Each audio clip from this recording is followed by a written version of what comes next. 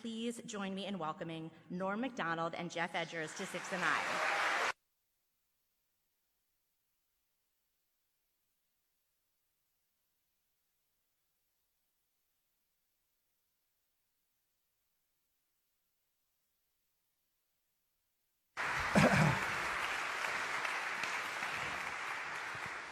That was a very, very sweet introduction. That's almost, I almost feel like we can't match that, can we?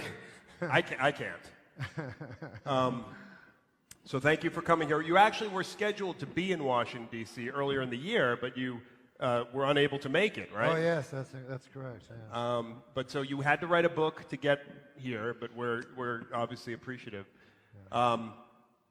So just to start out, this book, based on a true story, a memoir, how would you describe that to people? Well, I don't know. It's hard to describe things, but that's what I learned when I tried to write a book. But I would just, I don't know. It's, you know, I decided to skip past facts and go for truth. That's helpful. So, so it's not totally true. That's what you're saying. No. I mean, when you look at your life, which writing an autobiography forces you to do, you start to understand that most of your life is, well, I found anyway. I wake up in the morning, I eat my Count Chocula. Then I say, I gotta get a ham and cheese sandwich for lunch. I'm thinking all the time, right? I say, I gotta get groceries, and but this. Count Chocula has not digested yet. And then I go eat. So anyways, most of your life is finding and eating food. Which doesn't make for a great read. Yeah. You didn't consider a cookbook. No. Well, I guess that's why cookbooks are so. That's why cooking is so. But we would argue, knowing what you've done in your life professionally, the part we know about, it's been very interesting. You've mixed and worked with some of the most fascinating people in entertainment, right? Yeah? No? Well, here's the thing about backstage things. They're not interesting at all. Like, on the stage is what's the interesting part. And then backstage, it's just guys eating ham sandwiches. It's all eating. Yeah. And they're trying to figure out what to do on stage, you know? And they're saying, is there any way we could work some eating of food into this sketch? No, but, you know, that's what show business is, on stage. And also, most of the interesting things that have ever happened to me before I had any measure of fame. Because once you have fame, you're in a bit of a cage against which... you know, like one time I think I told you, did I tell you about my fight in New York City?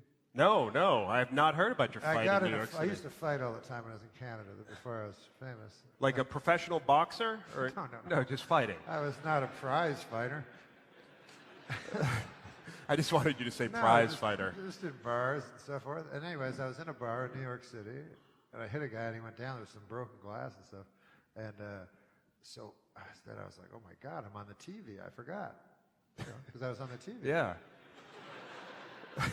So I ran out of the bar, and the guy said, hey, who are you anyway? And I said, Dana Carvey. That's good. I ever tell you that story? No. I thought you'd say Vince Vaughn. That would have worked. So before I was famous, those interesting things happened to me all the time. But once you're famous, you know, your life is pretty uninteresting after that. So before you were famous, I spoke to your mother. I called her on the phone. She said you were a very good student. But also she said you were sort of an adventurer. She talked about you living on a boat for a time and working in... Now, again, some of this is in your book, right? No. No. No. Because that's interesting. Nothing interesting. Yeah, okay. Should appear in this book. But yeah, I was a bit of a scapegrace when I was a boy. What? I'm sorry? Scapegrace. Scapegrace? A troublemaker. I'd never do well. You know, so I'd travel from place to place, cause havoc, and move to the next town. Like a traveling sort of salesman who right? More like a criminal drifter.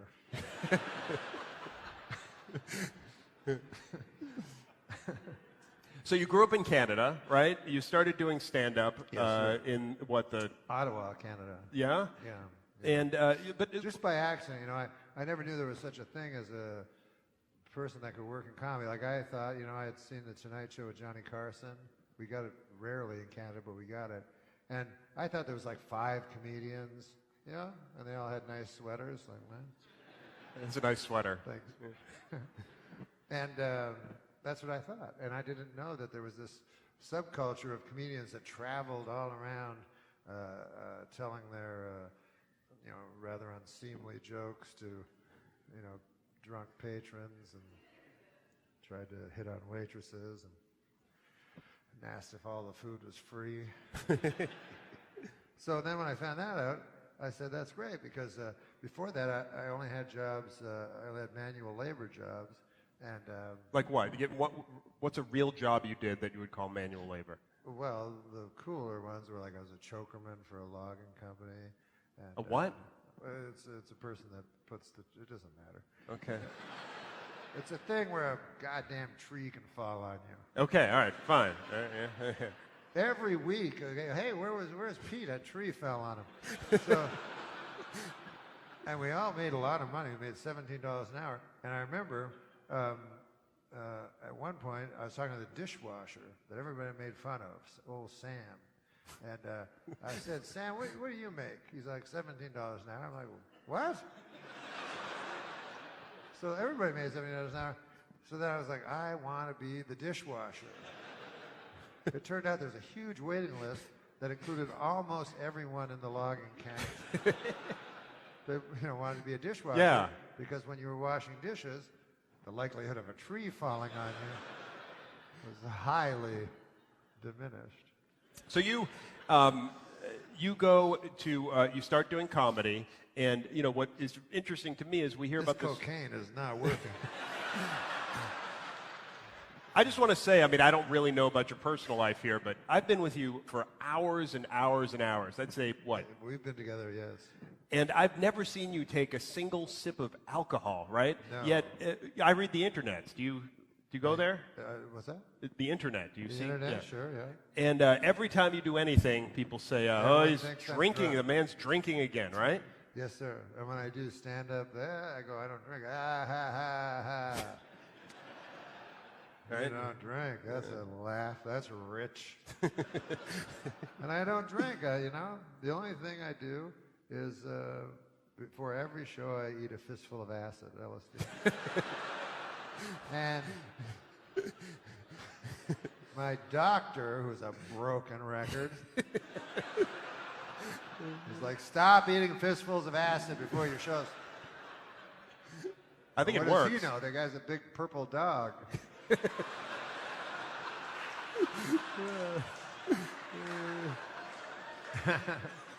Well, lots of steps to that That one. was good, yeah. I didn't know when to cut in, but I think I stayed out long enough. So you talk about it in the book, how the key to how you were able to get yourself onto Saturday Night Live. I hate to jump ahead, but Sure. you're talking about comedy, and we have this sense there's this huge audition process, and you have to trot out all these characters. Maybe you could tell us a little bit about how you found yourself on that show.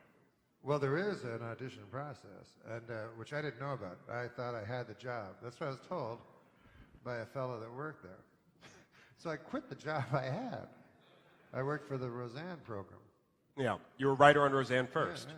So I was contractually obligated to her. So I went to Roseanne and Tom said, "How you doing, buddy?" And I was like, "Pretty good." And he's like, "So what's going on?"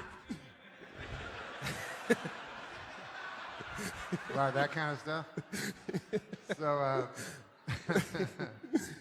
I always thought it'd be good to have him and Tarantino. Like he's like, Tarantino's like,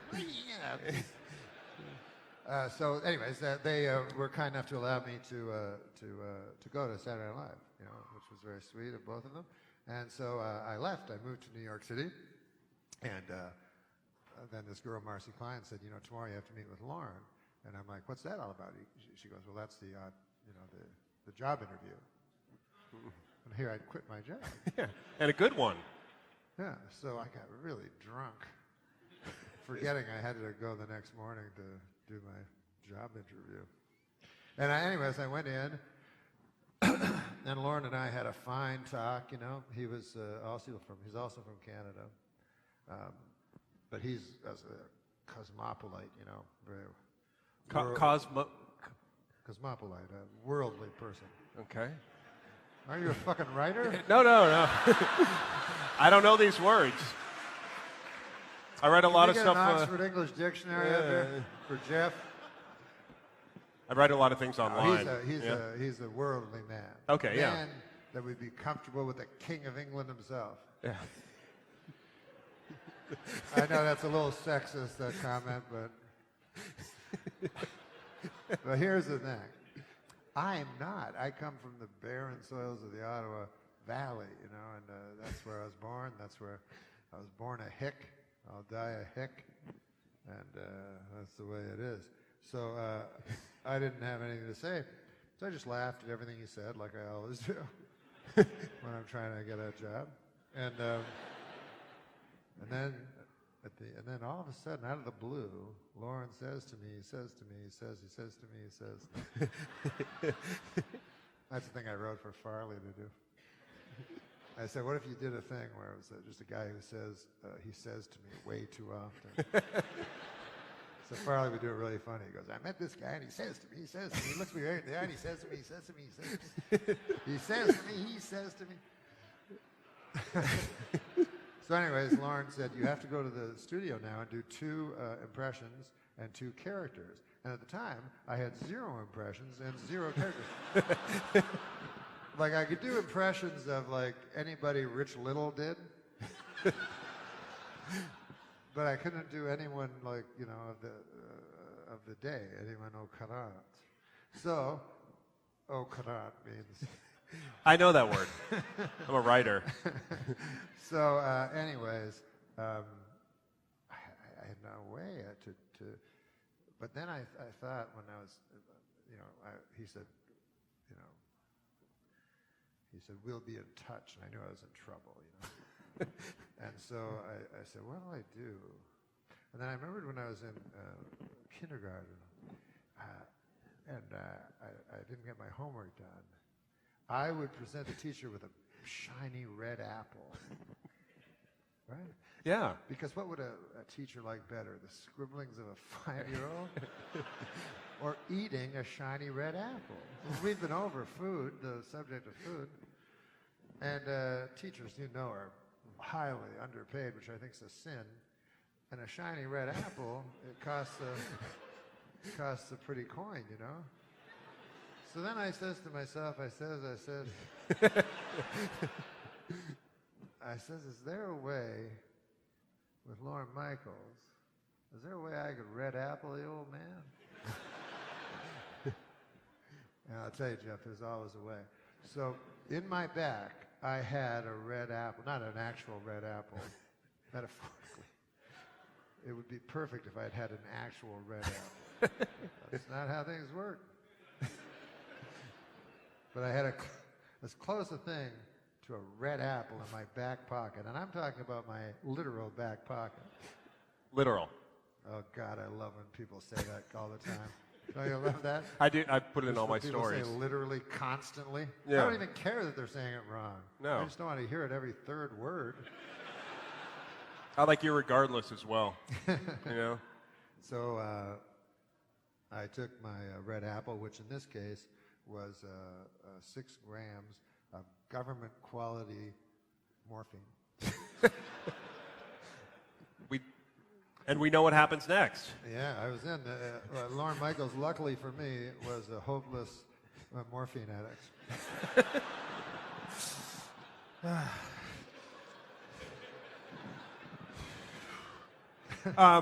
Norm, so I think we're seeing, it's in the book.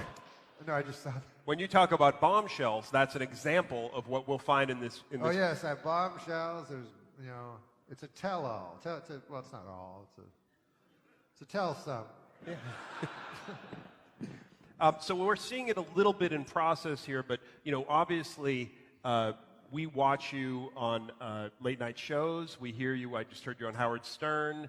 We watch you on your podcast. And what we find is suddenly we're sucked into the vortex of a nearly 9-minute joke that we have no idea how it emerged or where it will lead and what will happen with it, except that it will be very funny and we'll be trying to get everybody to listen to it the next day. How do you come saying, oh, I have a Well, joke? you mean like a street joke, like a real Street joke? You mean like an actual joke? Well, I mean, like the Like a moth guy walks joke into a or bar. the I Dirty didn't Johnny joke. Yeah, I don't make up those jokes. They're just out there? No, have you ever tried to make up a joke? Like, no comic in the world can make up an actual joke. Like a guy walks into a bar and this happens. This takes... This is startling information. Oh, you didn't know that? You thought No, they I came- thought you come with these things written down on paper, right? No, they call like a comedian's act jokes, but they haven't been jokes for years. You know, it changed with Alan King to observational comedy. You know, like talking about crabgrass in your neighbor's fucking yard or something. I don't care for Alan King. Well, a lot of America is upset right now because there's a huge Alan King audience here. Oh, yes, we're Yeah, on yeah. Facebook, yeah. Or maybe it's Larry King. So you're dodging this a little bit. So these are old jokes that you're stealing from Rich Little? Not Rich Little didn't tell jokes. No, but like the moth joke, for instance. Colin Quinn told me that joke, and he said, you know, have you ever heard of the moth joke? Meaning it was a famous joke. And I said, no. And he said, a moth goes into a podiatrist's office, and he says, I have terrible problems, doctor, and I think I'm going mad. And the podiatrist goes, oh, well, that's too bad, moth. But why come to me? I'm a podiatrist. You should be going to see a psychiatrist. Why did you come to my office? And the moth says, because the light was on. So that's a good joke, Yeah. but that's not your joke. That's not my joke. No. So I was on the Conan O'Brien show, and I was going to do one segment, and at the end of the segment, he said, we'll be right back with more Norm. And I'm like, what the fuck? And I'm like, I thought a guy was going to show new Christmas toys. So I said, I don't got nothing to say. And then I remember that Colin Quinn, he said, just talk. So I remember that Colin Quinn joke, and which is about a 20-second joke, you know. So I said, how long is the segment? Hoping he'd say 20 seconds. And he said about 7 minutes, you know. So I made the joke 7 minutes long. I guess that's our answer, right? Norm, one thing that's important is you have written this book, and we do at book events like this, we have people, the authors read. Oh, read from the book? Yeah. So we would like you to read read from the book. Yeah. All right. And then we can have more questions, conversation, whatever. Hi, guys. It's a great crowd. These people really appreciate you. Yeah, You know. and I love the history of how it turned from a place of the Lord to a seedy nightclub. Then the Lord came back. It was a cool... It's a great story. It's a great story, Yeah. you know, and I love houses of worship. I go to churches wherever, because I travel a lot doing stand-up, and churches, and especially old churches, are my favorite places to go. And, I'm a religious person, but I'm never preachy. You know what I mean? Yeah. You've gotten into discussions with people on Twitter when they will demand that you declare that you're an atheist, or I know, right? Yeah, people, it's very stylish to be atheist. And listen, I cannot stand preachy people. And the only thing I would say is, you can't get into heaven without Jesus Christ. Yeah. Now, if that's preachy, Yeah. So this guilty as charged. this chapter you're going to read to us, it's called Tiny White Coffin, right? It's called Tiny White Coffin because one time I saw a tiny white coffin, and it struck me as one of the saddest images I'd ever seen. So anyways, the story is about, this is just the end of the story, but at the start of the story, it's about a child. When you're a celebrity of any sort, people want things from you, especially terminally ill children.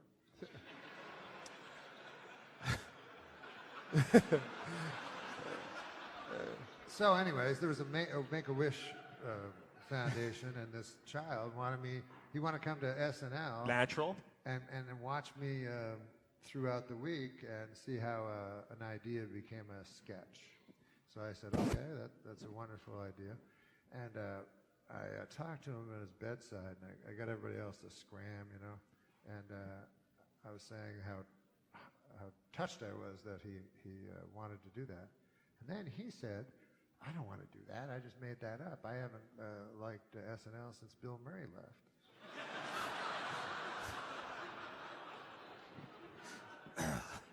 So I said, well, what do you want me for? He said, well, do you have your Canadian citizenship still? And I said, yes, I'm Canadian, And he said, well, that helps my wish. My wish is to kill a baby seal.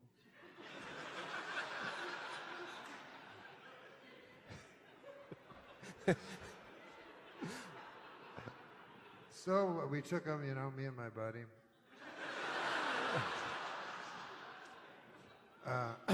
We went to Gander, Newfoundland, where we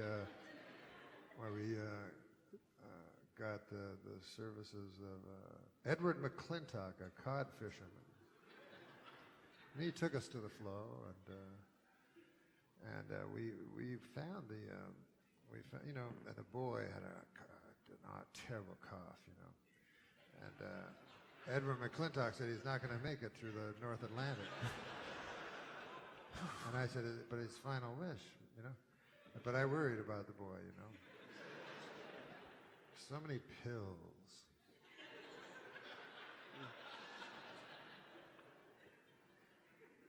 But I tried to entertain him. We would sit and we'd look. The sky is so beautiful and limitless when you get to these super northern places. And we'd look at the clouds, the boy and I, and we try to find figures in them, like I go, that cloud looks like a half-eaten pickle.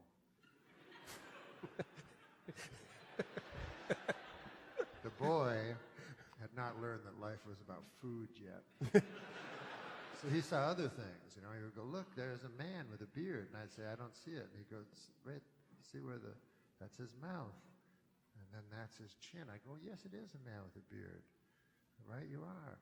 And, and I go, what about that one? It's an alligator. He go, I see this, an alligator.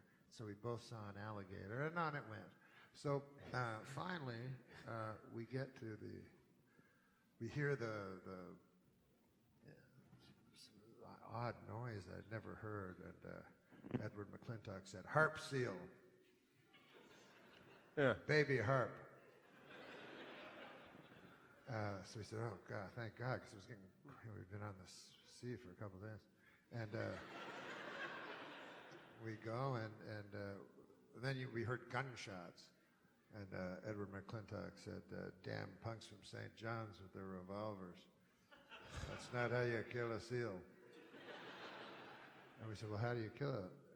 And he produced a rucksack.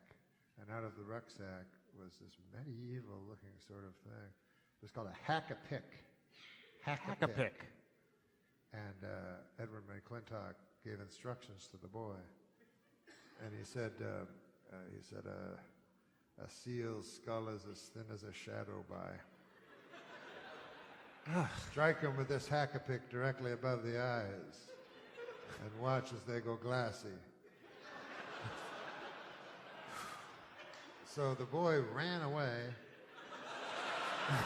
No, he didn't run away, man. He ran toward the harp seal. Toward the baby harp. And me and Edward McClintock and my buddy stood there, and he had such strength suddenly, this child, and he struck as hard as he could, and the blood came out.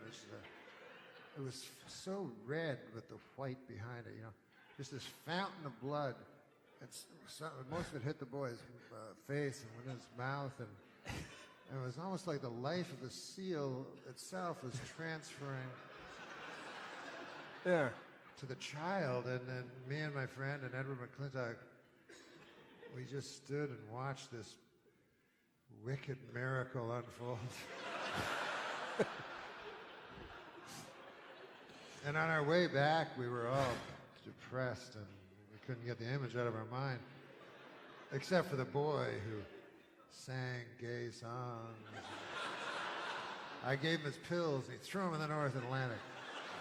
He didn't want the pills. And we went back, and a miracle had happened. The boy was free of his disease. It was it was in the New York newspapers at the time. This was about 18 years ago. And he got a small measure of fame for it, and he got to go to Gracie Mansion, and he met the mayor, and he was on the Donahue program. Cured. Phil Donahue program. Cured. Yeah, it was there were other people with him that had been cured and so forth. He didn't. It remained a secret of how he was cured, but and it was barely mentioned a year later when he was struck by a city bus and killed.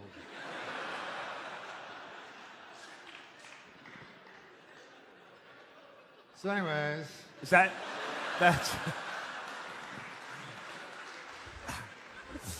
So that's where we pick up the story. Yes, we'll pick up Thank the story you. there. Good. Because I thought that page would be too long to read. Yeah.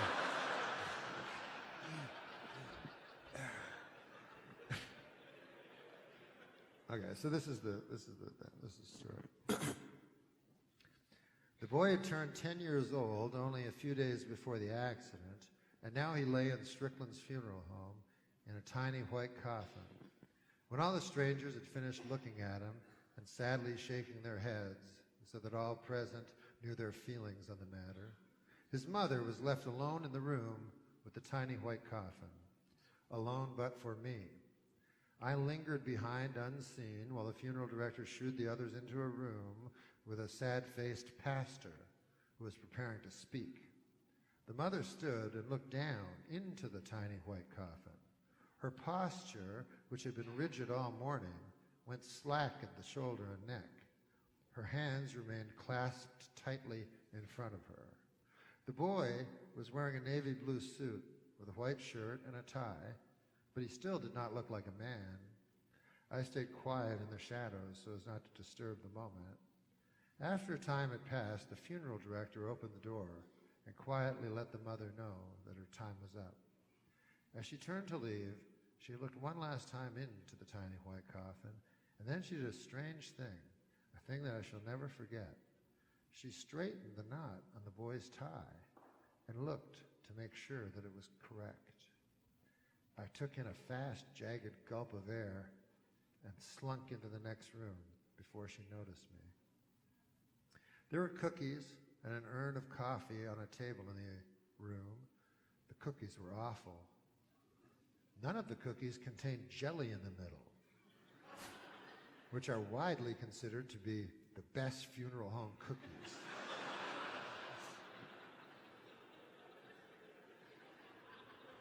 Instead, there were only dry shortbreads. The coffee was black, and there was no cream or milk, just packets of white-yellow powder. When I poured the powder into the styrofoam cup of black, bitter coffee, it just sat in a pile on the top. When I mixed the powder in, using a black plastic stick, the coffee turned gray like dishwater. It got me pretty steamed.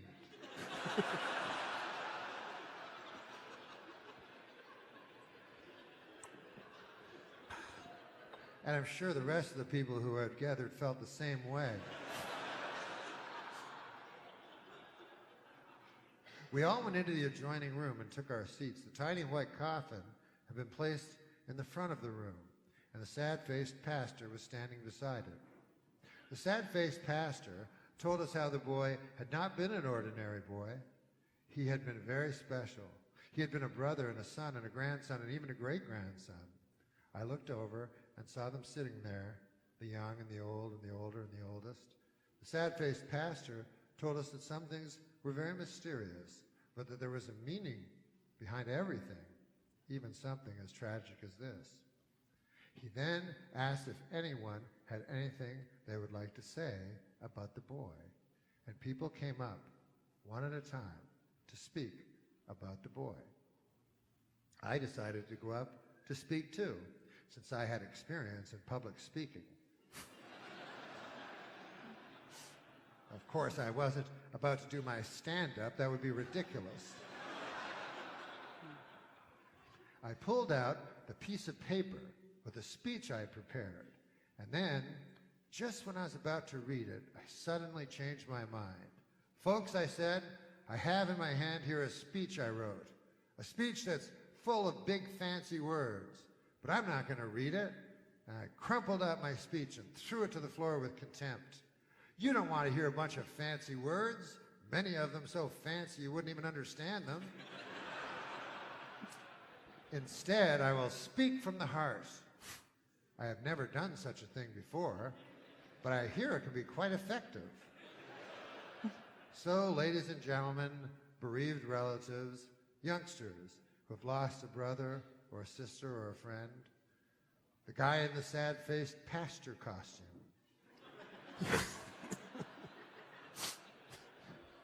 the lady sitting beside him, I figure it's his wife or something. And finally, of course, the guy hanging around at the door wearing a Carolina Panthers jacket. He is clearly in the wrong room, but has the grace to hang in there till the end. I thank you all for coming. I was proud to have known this boy, and I was proud that his last wish in life was to see me do a sketch on the Saturday Night Live program. Although I cannot say I was all that surprised. I'm a very good sketch player. But this is not about me. I really shouldn't be making it about me, but this is the first time I've ever spoken from the heart. So I beg your indulgence. I feel this speech will really start to get good very soon. But it didn't. And I realized something during the next 20 minutes. As my speech moved from one inane anecdote to another, none of them having anything to do with the boy. What I realized then was that some guys are very good at speaking from the heart, and some guys just aren't. Doesn't mean one guy's better than the other. Just different. So I was honest with the people. Ladies and gentlemen, I said, I apologize for this speech. For the last 5 or 6 minutes, I've been telling you about Gordie Howe.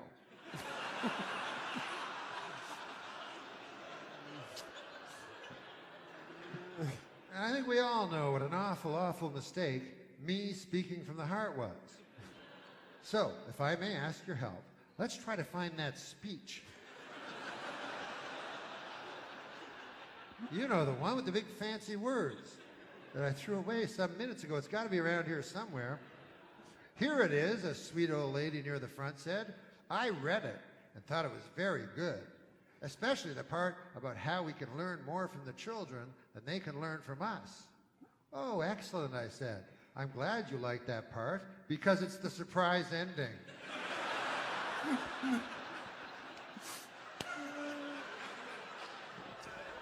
So that's shot. Guess I'll just have to read it without the surprise ending. And there appears to be coffee spilled all over it.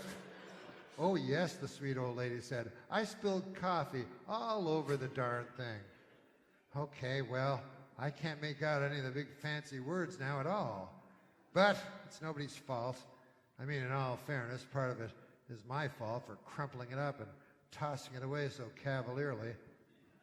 Hey, you know, I think cavalierly might have been one of the big fancy words in my speech. Also, it's partly the sweet old lady's fault for spilling so much coffee on the paper that not a single word can be made out. But we're not here to place blame. I will say this about the young boy in the tiny white coffin. Despite the doctor's dire predictions, the boy was too tough, too resolute, too courageous to let something as small as a deadly disease defeat him. No, the boy was made of stronger stuff than that, and it took much more to defeat him. It took a 3-ton municipal bus moving at 40 miles per hour and driven by one Cecil Richard Anderson to defeat this boy. I heard the deepest of sobs and looked down to see a man wearing some sort of bus driver's uniform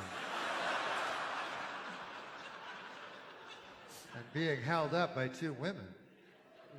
If you cry, sir, I said, then cry with envy and not pity, for the boy is in the clouds, and he is one with the clouds. It is we who are left, who are reminded on this unacceptable day that life is swift, and yet we are blind to its mighty splendor, which can be found in the simplest of things. Things like a walk in the park, a conversation with a good friend, a deep, rich coffee leavened with half cream and half milk, and served in a sturdy mug, one with some heft, and with it, a delicious cookie that's white and has red jelly in the middle. Thank you for listening, and due to the solemnity of the occasion, I would ask you to hold your applause. From there, we all went to the graveyard. The day was bright and clean, and the cool autumn air filled my lungs and made me feel healthy. A time passed, and then the hearse showed up. The pallbearers were all big men, and they carried the tiny white coffin as if it was very heavy, although it could not have weighed more than 80 or 90 pounds. There was a small hole in the ground and some dirt beside it. We stood in a circle, and the sad-faced pastor said some things in Latin, and then we formed a line. The sun was directly overhead and made the tiny white coffin ever so bright, and I took a handful of dirt and flung it down on top. Then it was the next guy's turn. Afterward, I walked back alone down a long black top road, and it was cold, and in the sky there were white clouds, and they all looked like white clouds and nothing else.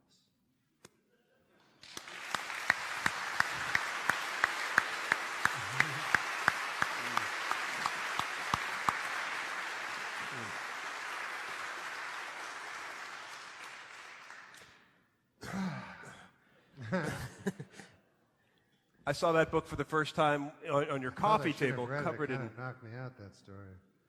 You're upset? Well, no, something like that happened to me.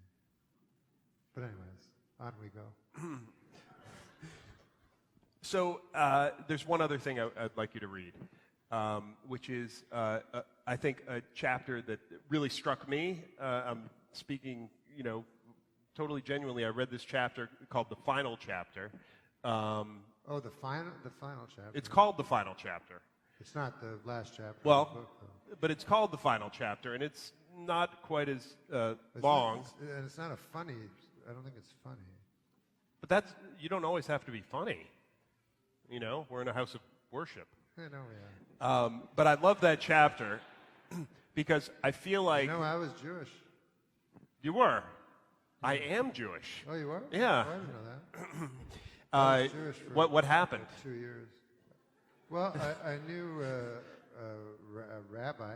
Yeah? I had many, many biblical questions when I was young, and they were never answered I was Presbyterian. They were never answered by my pastors and stuff.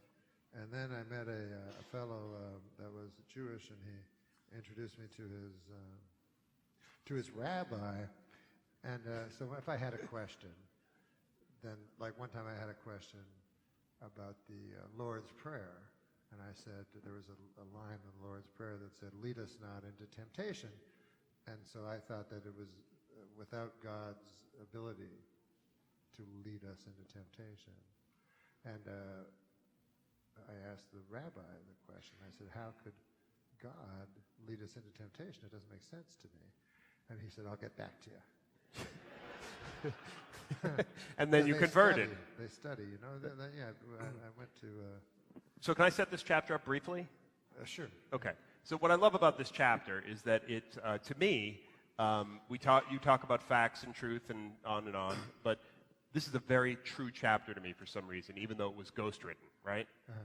Uh-huh. So I would like you to read it for everybody. It wasn't really ghostwritten. Yeah. Okay. Was that what you were going to say? I wanted to say something better, to be totally honest. I'm still kind of moved by, I mean, you read this tiny white coffin thing, and we're all laughing, and then you go, oh, that kind of happened. I mean, that's very... But what did you like about that? Start again. Okay. I just find in that chapter, it's so rare for people to be so aware of their place in life, and so self-aware, and to be actually able to... Well, I was forced to, during writing of an autobiography, which is, it's your life, I was forced to ask myself questions and find out if I was happy or unhappy or content or malcontent or... So anyways, this is what I came up with. Yeah. There is the way things are, and then the way things appear. And it is the way things appear, even when false, that is often the truest. If I am remembered, I will always be, if I am remembered, it will always be for my 4 years I spent at Saturday Night Live, and maybe even more than that, by the events surrounding my departure from that program. As long as SNL exists, then so do I. When people come to see me do stand-up, it is because somewhere in their memory, I live on SNL, dressed as a young Burt Reynolds, insisting Alex Trebek refer to me as Turd Ferguson. And they come to see me, and I am old and fat, and I don't mention SNL, and I do my answering machine joke that always does well. And they are happily disappointed, and after the show, they stand beside me and take pictures, the way you would with a donkey at the side of a road.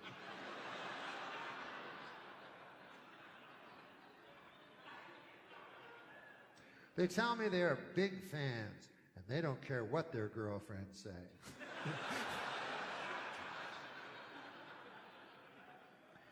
They understand me, even though they know good and well that no one else does. I'm dry, they say. The next time I come to their town, they do not show up. It can be difficult to define yourself by something that happened so long ago and is gone forever. It's like a fellow at the end of the bar telling no one in particular about the silver medal he won in high school track, the one he still wears around his neck. The only thing an old man can tell a young man is that it goes fast, real fast, and if you're not careful, it's too late. Of course, the young man will never understand this truth. But looking back now, I can see that my life since SNL has been a full sprint, trying with all my might to outrun the wolves of irrelevancy snapping at my heels. But it has all been in vain, of course. They caught and devoured me years ago. But not completely. Lorne would see to that. My foot would still make a vague imprint. Myself would still cast a faint shadow. And years later, I would write a book. And not only write it, but be in it as well. I think a lot of people feel sorry for you if you were on SNL and emerged from the show anything less than a superstar. They assume you must be bitter. But it is impossible for me to be bitter. I've been lucky. If I had to sum up my whole life, I guess those are the words I would choose, all right. I've been lucky. When I was a boy, I was sure I'd never make it past Moose Creek, Ontario, Canada, but I've been all over this world, except for Europe, Asia, Australia, Africa, and South America. Oh, and Antarctica. But that's really splitting hairs. I mean, how many people have ever been to Antarctica? I never expected to be any more than a common laborer, and I would have considered myself lucky to have achieved that. but I was blessed with so much more. I'm a stand-up comedian and have been for over a quarter of a century.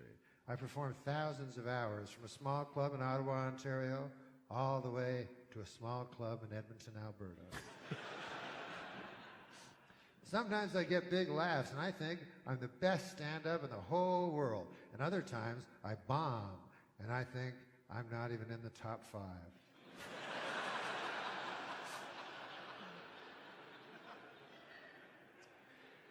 Before I was famous, I had a whole bunch of jobs where all I needed was boots.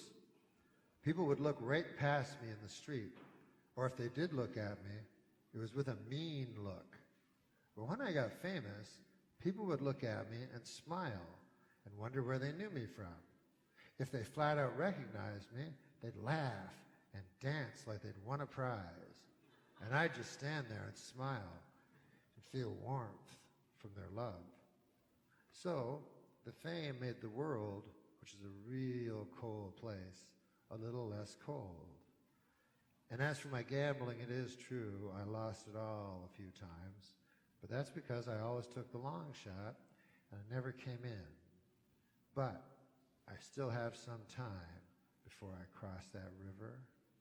And if you're at the table and you're rolling them bones, and there's no money in playing it safe, you have to take all your chips and put them on double six and watch as every eye goes to you and then to those red dice doing their wild dance in a freezing time before finding the cruel green felt.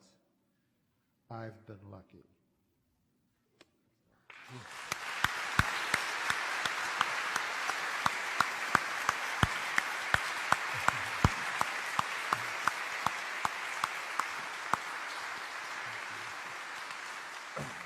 Beautiful chapter. Thank you for clapping like Yeah. that. It makes me feel nice. Well, I think you can understand how everybody appreciates you here and elsewhere. We actually have time for some questions, and we'd love for you to, you apparently. We have time for his questions, right? You don't want no questions? What? Or not him? No, before the show I said no questions from you. Oh, well, I didn't understand that. I was confused. No, of course, I would love That was to. a beautiful chapter, though. I just thank you for reading that, because I know that you've only, you don't read that publicly, right? No, thank you. All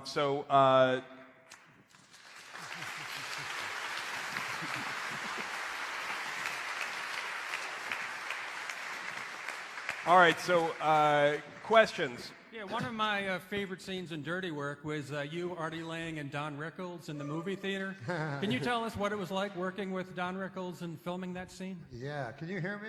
Oh, yeah. Don Rickles, he just doesn't give a fuck. So I couldn't tell how much it was an act, how much it wasn't, but Frank Sinatra, who's one of his best friends, was ill at the time. He was on his deathbed. And by the way, don't buy deathbeds.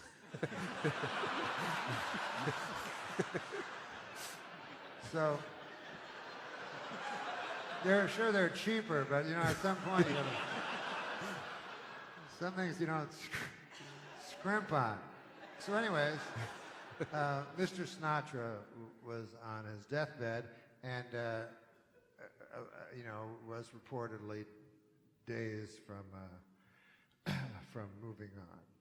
And so no one knew if we should ask Don how he was doing or bring it up or anything like that. And then I said, fuck it, I'll ask him, So we were at lunch and I said, hey, have you seen Frank Sinatra lately? And he said, oh yeah, it was a lot of fun. We were at a hospital and he was about, so I was like, good Christ, So I said, well, how's he doing, Don? And he goes, let me tell you something. He goes, this is what it's like visiting Frank. I put my head about an inch from his head, and I go, I'm not Barbara. It was his wife. So, I was like, this guy doesn't fuck around. So yeah, it was a lot of fun working with working with the great Don Rickles. Thank you for the question. Jeff, Yes, sir. yeah, about your article in the Washington Post, Yeah. you wrote this guy, Kent Alterman, president of Comedy Central. Yeah, yeah. Why did you let him mock Norm in it? Mock him? What do you Yeah, mean? he goes, how is Norm Macdonald not on the air? He's the president. Yeah. And that So isn't I how- want, Well, that doesn't. I don't have the authority to make him put him on the air. you got to explain to the folks what he's referring to. In the article that we wrote, a profile was. Jeff wrote. It's a team effort. it is? I have a ghostwriter. I thought you wrote it. A friend, very talented. So the article I wrote, I called the head of Comedy Central because I know he's a fan of Norm's, and said, what do you think of Norm? And he said the quote that you said. He said it's a crime that he's not on the air. okay, well, Now, technically, he actually has some room on the air, right? Yeah. President of Comedy Yeah, Central. he's a president. Said, if only I knew some way. Yeah. Right.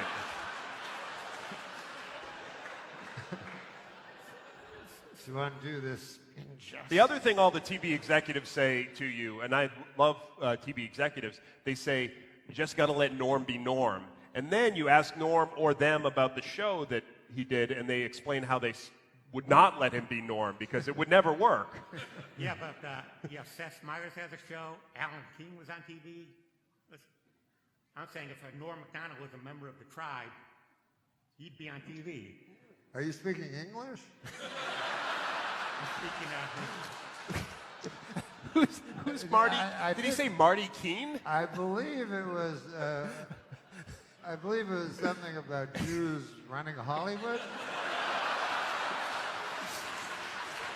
I'm not sure.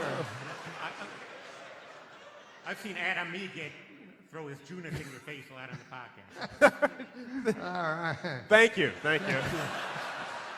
Oh my gosh.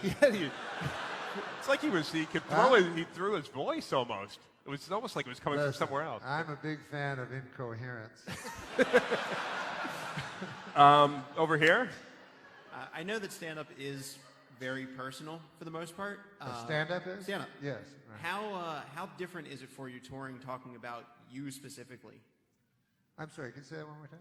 How different is it for you going around talking about this book, talking about you specifically versus your take on things? Yeah. No, it's very difficult. It's not fun. You know, it's a little tough because I grew up in a family, not unlike a lot of families of my time, where feelings were not,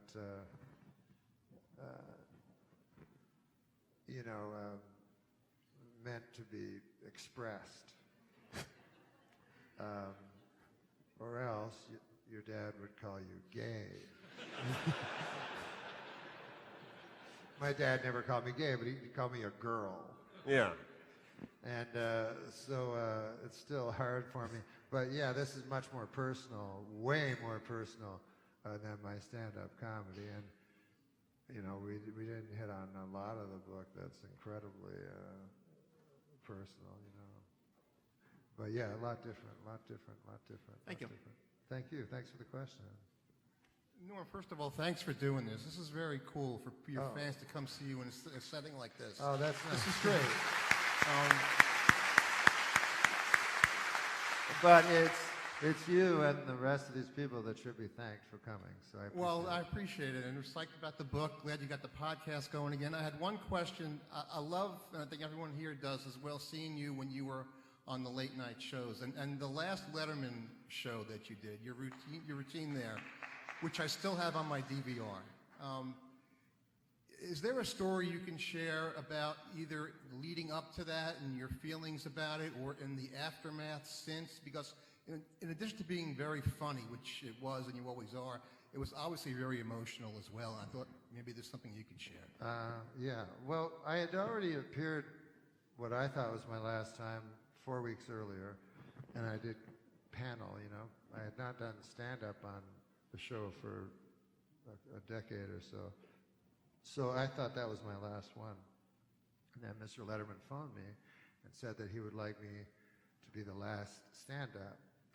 And then we laughed together at how mad Jerry Seinfeld would be.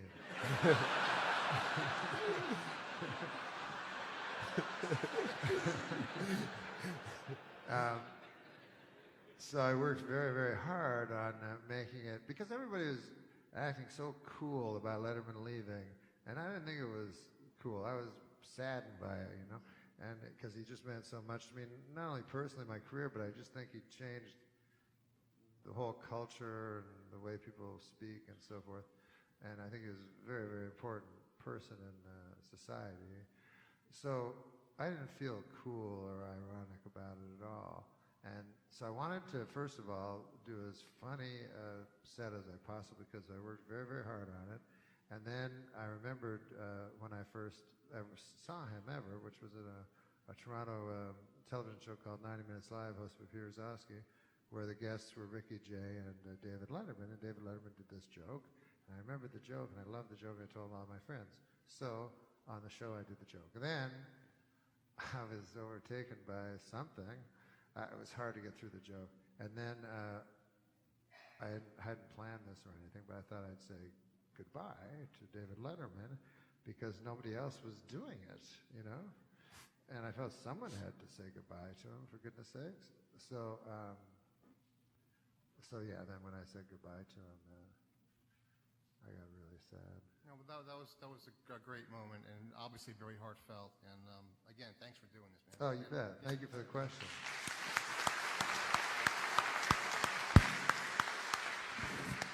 I just want to say thank you for all of your work that you've done and all the work that you're hopefully going to do going forward.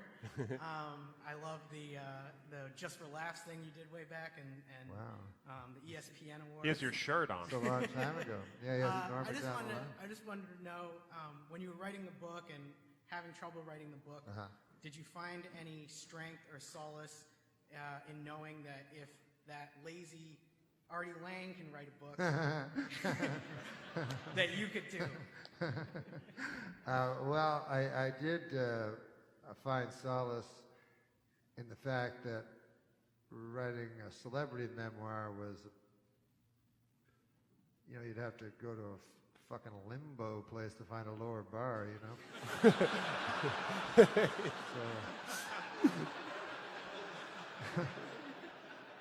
So I didn't think it would be that difficult. Thank you. Thank you for the question, pal. Yeah. And thanks for buying that T-shirt. All right, we've got 9 more minutes of questions. I want to keep this right Okay, because yeah. everybody wants to get their books Okay, signed. I'll Yeah, answer fast, yeah, I'll answer yeah. fast. All right, go. Hello, sir. Norm. I'll just start by saying the same thing that everybody else has said. Thank you for coming out here. On a personal note, you more than probably anybody shaped my sort of comic sensibility when I was growing up. I sort of idolized you. I'm an old man. Yeah, When he's Here's 53. a fucking bald guy. Yeah. I don't know what to say. But that's very nice of you. Thank you. My younger brother and I, when we were young, we got a video camera and we recreated the David Letterman sketch from SNL where you said, "You got any gum?" And, Oh, yeah. and then you got any gum? 2 years ago, when my boss retired, giving you credit, of course, I lifted your Bob Saget roast routine wholesale and applied it to her, removing some of the more questionable things. Did that work? It did. It actually killed. It did really, really well. I asked because it didn't work for me. But my question is, you're one of the most kind of like literate comedians out there. You can, especially with the book, I'm almost pretty much done reading it, and you can turn a phrase more than in ways that are more unique than anybody I've really read. And at the same time, you can have things, you know, where like you talk about dead hookers in the trunk and dirty work. How do you find yourself able to sort of move between those two modes of comedy, where you do sort of like hyper literate, really turns of phrases, and then sort of the more stuff that was in like dirty work? I think Dirty Work was very literate. But where do you learn these fancy words and these interesting ways of turning the phrase? I think that's what he was trying to say. Well, for you. I don't know. Well, you read a lot. I read a lot. Like I'm, as you know, completely uneducated. I dropped out of Or self-educated. school when I was a boy. But you can't teach yourself. It makes no fucking sense. I've always heard that, you know. Like that guy's street smart. He might not know about Newton or Einstein, but he knows about a fella named Bob. And But you fella read a named lot. Bill. Yes, I do read a lot. I think, you know, I wish I was educated so I could write a book properly, but I read an enormous amount, and I'm sort of obsessed with reading. So I think that helped a lot, you know. Yeah. Thank you. Thank you so guys. much. Hey Norm. Hi. As a sports fan, I was wondering if you caught the ESPN OJ documentary and if that changed any of your opinions. Maybe you thought OJ was now more of a murderer. Because you were a huge supporter of OJ. Did I? When no one else would speak on his behalf, you.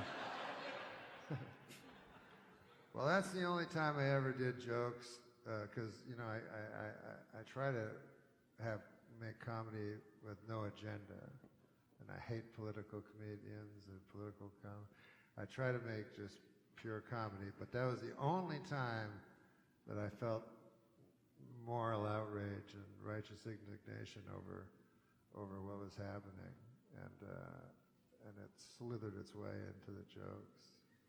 Slithered. I like that. Slithered, So, did you watch the either of the? Yeah, I watched both, the 30 for 30 and the John Travolta vehicle. That was acclaimed. It was acclaimed at I think so. Yeah, the John Emmys and Travolta so one. forth? Yeah, David Schwimmer. Yeah, David Schwimmer. Yeah. Yeah. You know what I liked about that is like they go. David Schwimmer played what was his name? Kardashian. Rob Kardashian, and so it would open, and it would be him with his two daughters, and they go, "Hey, Daddy, you were recognized today." You go, "Well, let me tell you something about fame, children. Fame is fleeting." And so, anytime the story flagged a little, they go, "Hey, where's the Chloe in?" And these children would run in with. All right, two more questions. I'm curious, But you want more? No, I feel sorry for. I feel bad for them Clearly too, but there's more it's than your two event. people. But you know the people need all signing and stuff, and yeah. Well, Three how many more people- questions. How many people Okay, are go. here right now? There's 7 people. How about 7 questions? Yeah. All right, if that's what they say. 8. How about 8 more questions? All right. Slow Because I down. see All a right, no lady- more. Nobody else in the line. It's like the ice cream truck. Well, the I man saw- is going to drive away. Okay. I You, saw go. a lady, and Yeah? there hasn't been a But lady. make them tight questions. Okay, great. What was your father's favorite joke? My father's favorite joke? Yep. Well, he had a joke, roses are gray, violets are gray, tulips are gray, because I am a dog. Thank you. That was close. That was fast. Yeah. It's like the lightning round. Hi, Norm. You're not going to be here next week, so in advance to both you and Jeff, Lashana Tova, may you have a sweet new year. My question is... Maybe just a little closer. Sure. My question is... To the English language.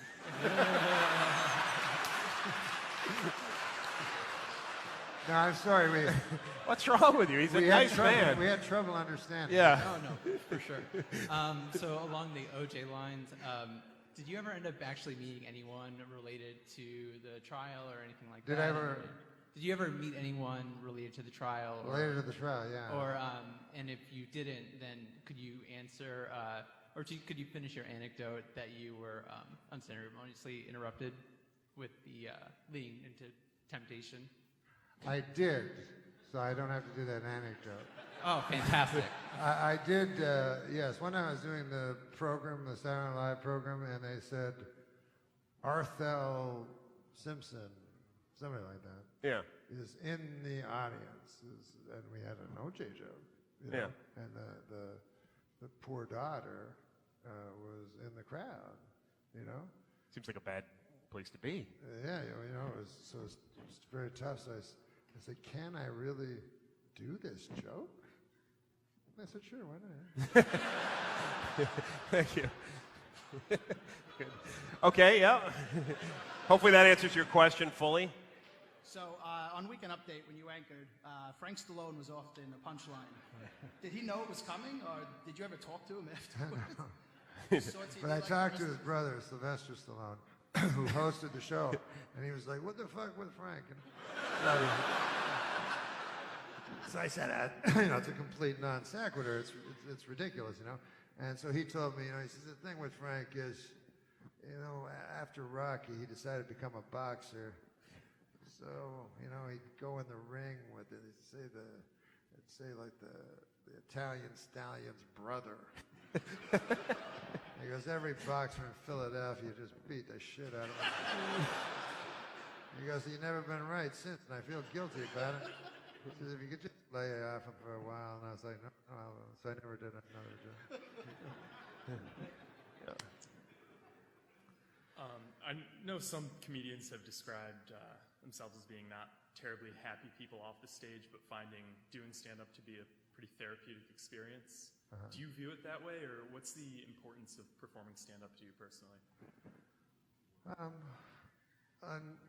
No, I'm not sad at all off stage. Is comedy? Let me rephrase that. Do you find that comedy is a catharsis for your meaningless existence? Is that better? Sorry. No,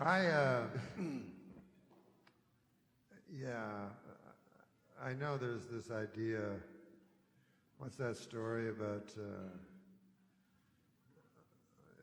The guy goes to the psychiatrist. I'm very depressed. Remember that story? And you must see Pagliacci. I tell all my patients. And, no matter how depressed they are, they go and they see Pagliacci. And then they are happy afterwards. And the guy says, I am Pagliacci. So anyways, I'm nowhere near as funny as Pagliacci. I don't mean to, and I don't want anyone to infer that. But no, I'm happy, and I don't find stand-up as much therapy as I know a lot of people do. But I don't know what I find stand-up really. It makes me happy when I'm out there. And then immediately when I leave, I'm a little bit sad, I guess. And so... That's helpful. All the answers have to be good? Well, I mean, as we're seeing, no. No. Yeah. All yes. right, you stumped me on that one. That was good, though. Yeah. I tried. Norm, I was hoping something would come out. Sometimes I begin a sentence hoping that the end of the sentence will It produce sometimes something. works out for you. Yeah. Hi. Hi, Norm. Thank you for being here. Thank you for dressing so well. Great. So my question, you're in Washington, D.C., so my question is, you hosted the White House Correspondents' Dinner a few years ago. Any reaction to that? Any stories about that? Anything you'd like to share? Well, they always have a funny guest at the Correspondents' Dinner, somebody in the news in some way. It'll be, Monica Lewinsky, or you know what I mean. They'll invite and this year that I did it, they invited Larry Flint, the hardcore pornographer. So I met him. He was in his wheelchair with his funny way of talking. And you never feel fully comfortable around unless you're a very good person. I mean good like Jesus Christ of Nazareth. Yeah. So anyways, he says to me, he says, hey, you're coming to Hollywood. You come away, I'll take care of you. So I said, you'll take care of me? So then, in my head, I was like, what the fuck does it mean to be taken care of by Larry Flint? Because, if my Aunt Ida said, come down to Manitoba and I'll take care of you, that would mean she would make a nice strawberry rhubarb pie and we'd talk, But Larry Flint, I imagine it would include me and a couple of ladies, and then him showing up in a wheelchair. Don't ever never do that. Not here. I know. This is a nightclub. All right, that's good. All right, let's shuffle through these. Yes. All right, one of your lesser known, but one of my favorite things you've ever done is a commercial you did for the Man Grate. God, that's an online only thing, don't you think? It's got like 100,000, maybe a couple of million views. And I just want to know, did they ever come around to your interpretation of their ad and their product? No, well, what he's referring to is I had this podcast that, I do this podcast, I don't make any money out of it. And then they're like, do this commercial. I'm like, fuck, I don't even make any money. And so there was this goddamn thing called a Man Grate. And it weighed like 100 pounds. It was supposed to be some sort of cooking device for steak. And I had to read all this thing. And I couldn't even lift it. And I was like sweating profusely. And talking about what it was. And then, I don't know. It gets very colorful. Like what? It gets very colorful. It gets very colorful. Yeah, and I'm not going to say what I said here in a house of worship. But no, they never came around to seeing the... that sponsorship ended. That sponsorship ended without amicability. Okay, thank you. Two more. So about 20 years ago, yes, sir. You and Courtney Thorne-Smith were on Conan on the same night. Did anyone on stage that night know that you were going to take over her interview? And if any of them did not, what was it like afterwards? It wasn't what it was like. What he was referring to is that I was the first guest, and then Courtney Thorne-Smith came on, who was on Melrose Place and has decided to leave Melrose Place to co-star in a movie with Carrot Top. So... Chairman of the board, right? Yeah, it was called Chairman of the board, and so it stunned me. I said, would anyone? And so I was like, wait a minute, you left? Wait, what? And I couldn't figure it out. And as it pertains to what happened afterwards, it's not what happened directly afterwards. It is that when I did it, there were no computers. And so I did not know that it would live on forever. Back then, you would just say things. People in general vicinity would hear them. And then they would forget them. But now, I really have to make that phone call to Carrot Top. Motherfucker's ripped too. Yeah, I know. Thank you. All right, thank you. And last question, and then lady. I know. That's why I came up here. I was like, it's all guys. It's about time, I say. Seriously. So I opened your book and I saw Slash's name in there, and so I was wondering. Oh, Slash. Yeah. Yeah. So I was wondering, when you write about other famous people, do you have to get their permission first, or is it just like, oh, whatever? Well, you do have to get their permission normally, but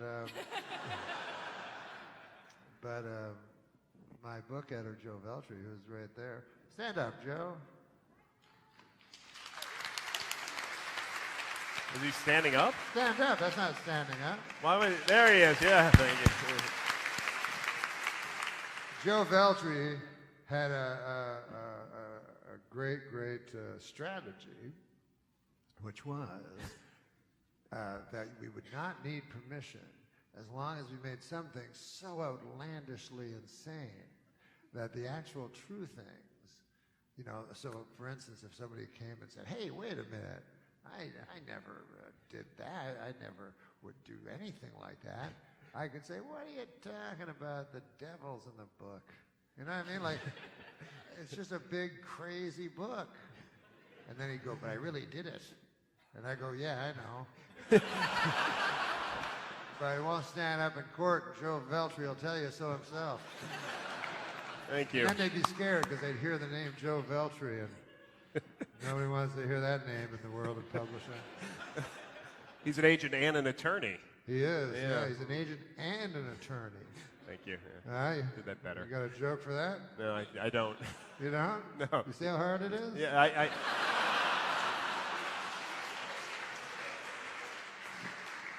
Thank you for the final question. Yeah, we got through that. I mean, it's a little later than they told me it was supposed to be. But look, thank you all for coming. We're just so lucky to have Norm in this setting. I hope we get him back sometime soon, right? And you're going to sign the books, right? Yeah? Sign books, yes. Anybody wants their book signed? Why, that would be fine and good.